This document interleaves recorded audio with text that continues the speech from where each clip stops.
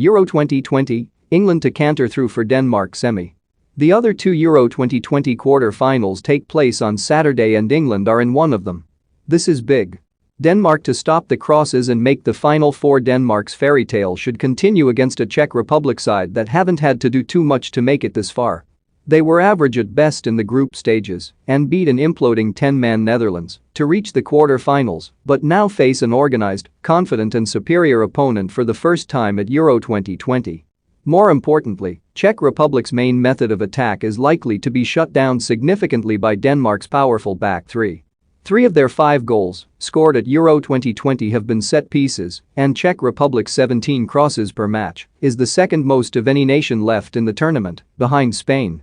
That's because Jaroslav Silhavy looks to attack quickly and directly down the flanks. They rank second out of all 24 nations for long balls per game, with 60 to fire crosses in for the lethal Patrick Schick. But Schick is likely to struggle to find space to win those headers up against a back three of Andreas Christensen, Simon Kjaer and Jannik Vestergaard, plus Denmark's wing-backs will match up Silhavy's to stop those crosses from coming in. That will give Denmark the platform to apply pressure and, with Kasper Dolberg in form, they ought to fairly comfortably outscore their opponents. Bet Builder, back Denmark to win and over 2.5 goals at 3.65. Southgate's methods vindicated. Now do the opposite. There is a nerve-wracking tension of opposites jumbling about in stomachs as we prepare for Saturday night's quarter-final. England could not have asked for a weaker opponent in the last 8, but that just makes the thought of losing all the more excruciating. The pressure is somehow greater precisely because it is a relatively easy game. But the even bigger tension is a tactical one. 4.5 years of work was completely vindicated on Tuesday evening as Gareth Southgate, so often accused of being a company man, of being risk-averse, showed courage and leadership in sticking with his guns despite a national clamor for more adventurous football. He proved everyone wrong, proved tight defensive football is the way to go, has got the nation on board, and now he has to flip it back the other way and go on the attack.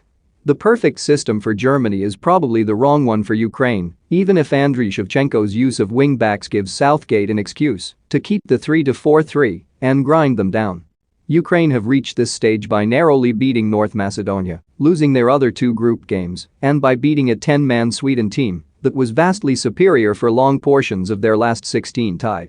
In other words, Ukraine frankly aren't particularly good and should be approached in the same way England approached Czech Republic. It would be a mistake to be too cautious against opponents ready to sit in a low block and invite England to hog possession. A mistake to field 7 defenders and 3 forwards when the opposition offers so little counter-attacking threat. A mistake to leave Jack Grealish out when his ability to magnetize defenders is the perfect weapon to drag Ukraine out of their defensive shell. Southgate got things spot on against Germany, and he needs to do pretty much the exact opposite on Saturday. That's a weird, uncomfortable position to hold. But when the only real threat is the individualism of Andriy Yarmolenko and occasionally the overlapping runs of Alexander Zinchenko from left wing back, there is no need to hold the handbrake so tightly this time. Mason Mount's buzzing energy will be needed to keep the tempo up and keep the Ukrainian defense shifting from side to side. Grealish will be more important than ever. Luke Shaw will need license to overlap again and again. None of this is a call for England to play swashbuckling attacking football, to open up and entertain, and neither is it to underestimate Ukraine. Rather, it is the most pragmatic way to break through a brick wall, assert early dominance and make this a measured, controlled and simple 90 minutes. To approach Ukraine as England did Germany would risk a nervy 0-0, a quiet withdrawal and a catastrophic result that would undo all the good work from Tuesday. That almost certainly won't happen because, naturally, there is no reason not to trust Southgate, and indeed it is likely he will revert to the 4-2-3-1 to get an extra attacker onto the pitch. But more than that, England will be playing with confidence, their captain back in form following his late goal against Germany, and the mood in the camp one of fearlessness and focus. There is no need to panic. Bet Builder, back England to win with a -1 handicap and Kane to score.